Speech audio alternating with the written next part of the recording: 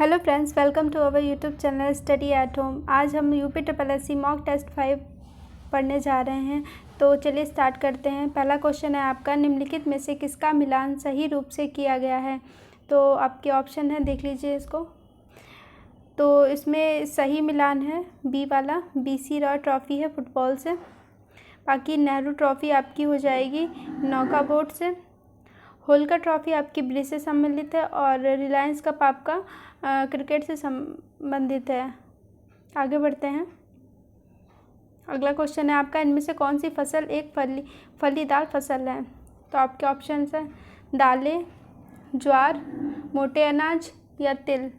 तो इसका सही आंसर हो जाएगा दालें।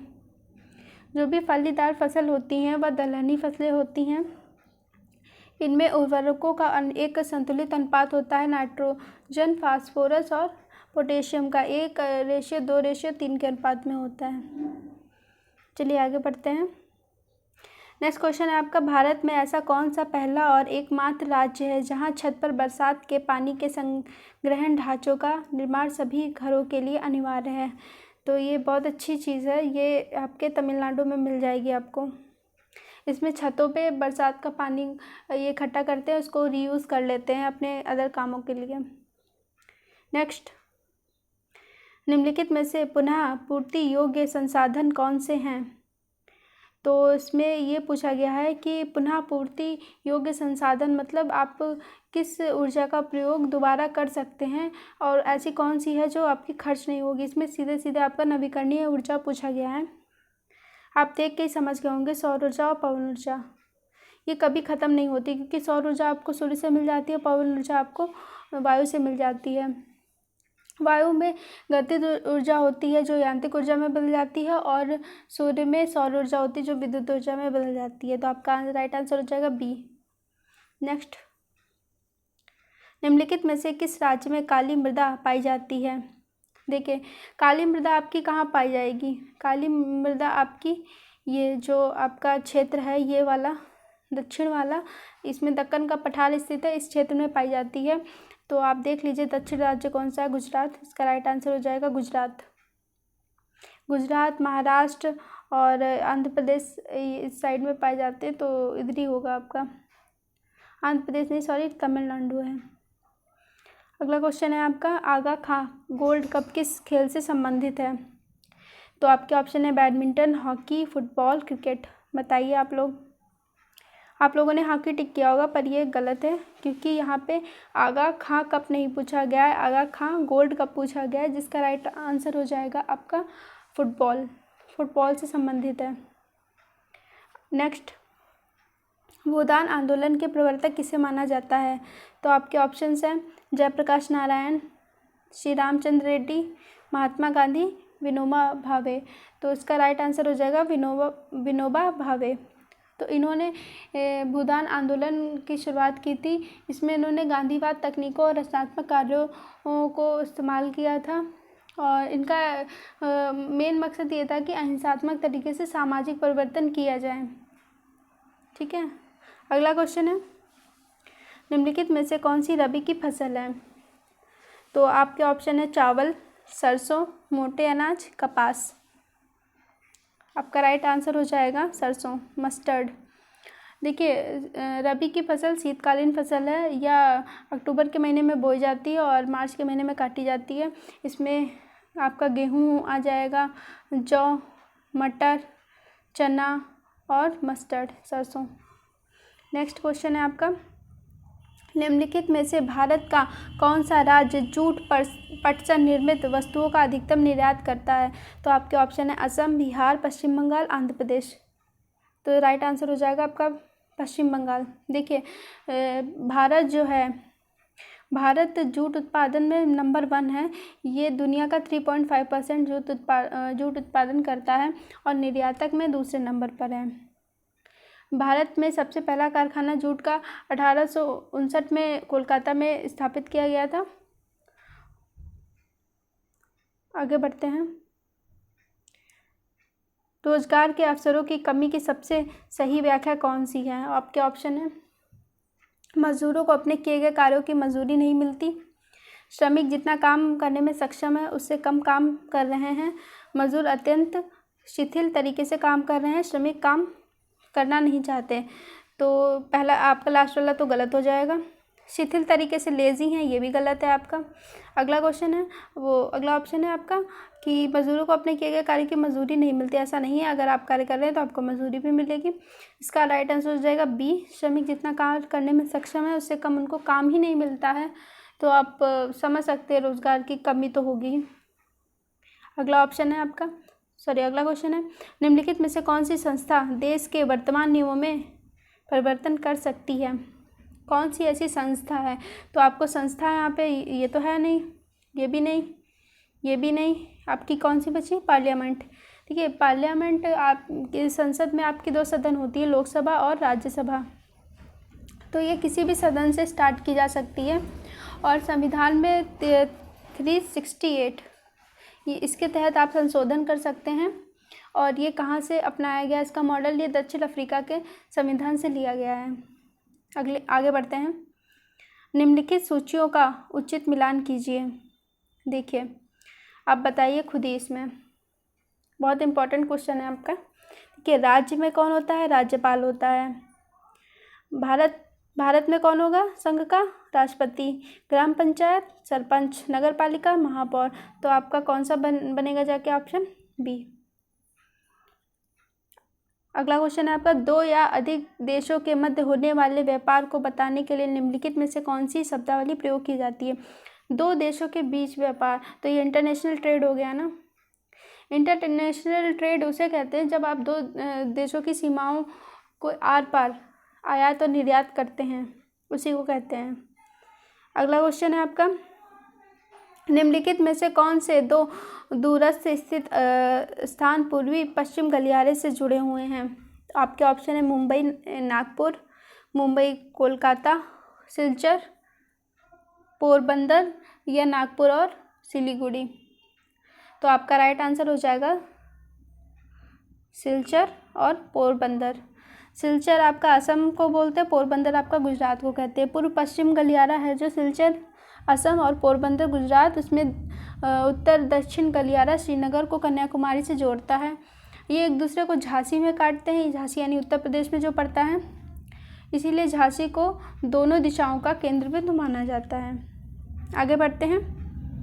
नेक्स्ट क्वेश्चन है आपका, ई कॉमर्स, ई लर्निंग, ई बैंकिंग, एम कॉमर्स आदि निम्नलिखित में से कौन सी सेवाएं हैं? तो ई है तो ई सेवाएं हैं सारी। अगला क्वेश्चन, निम्नलिखित में से कौन सी गैस वातावरण का महत्तम भाग है? बहुत इंपॉर्टेंट और बहुत इजी क्वेश्चन। इसका आंसर हो जाएगा नाइट्रोजन कितनी होती है? 78%। और आपके ऑक्सीजन होती है आपकी 21%। लगभग बताया है आपको, एग्जैक्ट नहीं है पर यही माना जाता है। अगला क्वेश्चन है आपका, 21 जून को दोपहर को सूर्य की स्थिति एकदम सिर के ऊपर कहाँ पर होती है? तो इसका राइट आंसर हो जाएगा 23.5 डिग्री उत्तर। फैक्चुअल क्वेश्चन है, याद कर लीजिए। वैसे तो इसका एक्सप्लेनेशन है कि 21 मार्च को सूर्य की ओर ये जाना स्टार्ट करता है और 3 महीने बाद, यानी कि 21 मार्च से स्टार्ट करता है, 3 महीने बाद 21 जून को कर्क रेखा सूर्य के ठीक सामने होती है और इसीलिए सूर्य जो है कर्क रेखा पर लंबवत चमकता है और यह एकदम ऊपर होती है। अगला क्वेश्चन है आपका, पहला दूरसंचार उपकरण था, तो पहला दूरसंचार उपकरण था टेलीग्राफ, याद रखिएगा। अगला क्वेश्चन है आपका, निम्नलिखित में से कौन सा उदाहरण संविधान स्वीकृत मूलभूत अधिकारों का उदाहरण नहीं है? तो आपके ऑप्शन है, बिहार से कुछ श्रमिक आजीविका हेतु महाराष्ट्र आते हैं, यानी कि एक स्थान से दूसरे स्थान तो जा ही सकते हैं आप, ठीक है, ये तो कोई दिक्कत नहीं है। अगला है आपका, क्रिश्चियन मिशनरी स्कूलों की संख्या चयन स्थापित करना, आप कुछ भी स्थापित भी कर सकते हैं, ये भी सही है। अगला क्वेश्चन है, माँ बाप की संपत्ति के उत्तराधिकारी उनके बच्चे होते हैं, बिल्कुल भी नहीं। अगला क्वेश्चन है, अगला ऑप्शन है, सरकारी संस्थाओं में समान पद पर काम करने वाली महिलाओं को पुरुष कर्मचारियों के समान वेतन, समान कार्य के लिए समान वेतन, ये भी सही है। तो इसका गलत कौन सा हो जाएगा? ये माँ बाप की संपत्ति के उत्तराधिकारी बच्चे होते हैं, ये गलत हो जाएगा और गलत ही पूछा है इसमें। नेक्स्ट है, ISDN एक दूरसंचार प्रौद्योगिकी है जहां, इसका राइट आंसर ये याद कर लीजिए आप, voice video data all are transmitted simultaneously. ठीक है, इसका राइट आंसर ये हो जाएगा। अगला क्वेश्चन है आपका, निम्नलिखित में से कौन सा रोजगार प्राथमिक क्षेत्र से जुड़ा हुआ नहीं है। तो देखिए, प्राथमिक क्षेत्र से जुड़े हुए रोजगार होते हैं जैसे कृषि है, वानिकी, मछली पकड़ना, खनन करना, विनिर्मित वस्तुओं का उत्पादन करना, लेकिन ये पुजारी इसमें नहीं है। तो आपका राइट आंसर हो जाएगा प्रीस्ट। ये पूछा है, नहीं है।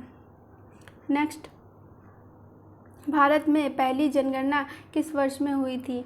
तो भारत की सबसे पहली जनगणना 1972 में लॉर्ड मेयो के टाइम पे हुई थी, लेकिन नियमित रूप से जनगणना आपकी शुरू हुई थी 1881 से लॉर्ड रिपन के समय। और आपकी 2000 जो लास्ट की जनगणना हुई थी 2011 की, वो 15वीं जनगणना थी और स्वतंत्र भारत की 7वीं थी। नेक्स्ट क्वेश्चन,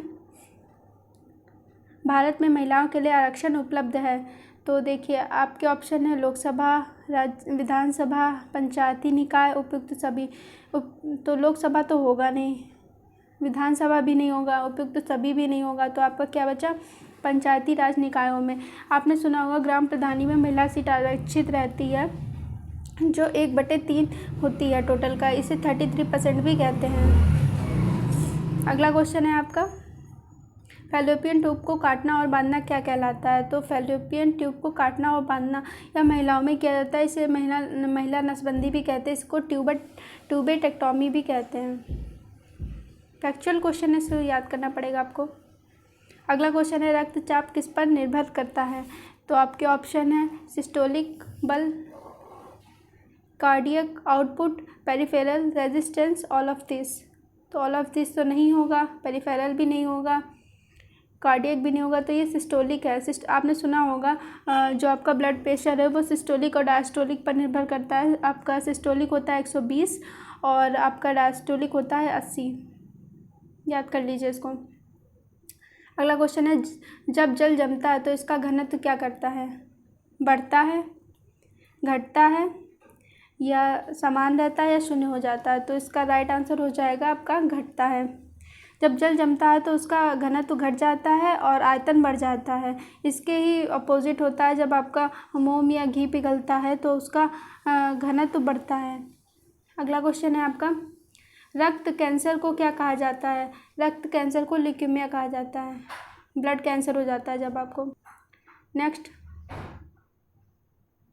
विट्रियोल का तेल किसे कहा जाता है। आपके ऑप्शन है potassium dichromate, phosphoric acid, calcium hydroxide, sulphuric acid. तो इसका राइट आंसर हो जाएगा सल्फ्यूरिक एसिड, H2SO4। इसको विट्रियोल का तेल कहते हैं, ऑयल ऑफ विट्रियोल। अगला क्वेश्चन है आपका, हीरा तथा ग्रेफाइट में समान है। तो आपके ऑप्शन है विद्युत चालकता, केलासीय क्रिस्टल स्ट्रक्चर, डेंसिटी, या परमाणु भार। बताइए, इसका राइट आंसर हो जाएगा आपका डी, परमाणु भार। हीरा और ग्रेफाइट दोनों ही कार्बन के अपर रूप होते हैं। इनको दूसरे शब्दों में कार्बन के परमाणु भी कहा जाता है। इनका परमाणु भार समान होता है, लेकिन इनकी क्रिस्टलीय संरचना और घनत्व अलग अलग होते हैं। अगला क्वेश्चन है आपका, सीटी स्कैनिंग में उपयोग होता है। तो सीटी स्कैन में क्या उपयोग होता है। देखिए, सीटी स्कैन को बोला जाता है सीटी टोमोग्राफी, कंप्यूटर टोमोग्राफी इसकी फुल फॉर्म है। और इससे क्या होता है, इससे आपकी एक्सरेज किरणें निकलती हैं जिसके द्वारा शरीर के अंदरूनी अंगों को देखा और उनके रोगों का पता लगाया जाता है। अगला क्वेश्चन आपका, चंद्रमा की सतह पर कौन सा तत्व पाया जाता है। आपके ऑप्शन है टिन, टंगस्टन, टेंटलम, टाइटेनियम। तो आपको पता होगा चंद्रमा एकमात्र उपग्रह है किसका, अर्थ का एकमात्र उपग्रह है। और चंद्रमा की सतह और उसकी आंतरिक सतह का अध्ययन करने के लिए जो विज्ञान यूज़ होता है उसको सेलेनोलॉजी कहते हैं। और इनकी चट्टानों में टाइटेनियम की मात्रा अधिक पाई जाती है। तो आपका राइट आंसर हो जाएगा डी, टाइटेनियम। अगला, तो आपके इतने ही क्वेश्चन थे आपके। आज अब मैंने 30+ क्वेश्चन कराए हुए हैं, 30+ क्वेश्चन आज आपके हो गए हैं। अगर आपको अच्छा लगे हमारा प्रयास तो प्लीज़ लाइक करिए, सब्सक्राइब करिए और शेयर करिए अपने फ्रेंड्स के साथ। कैसा लगा ये ज़रूर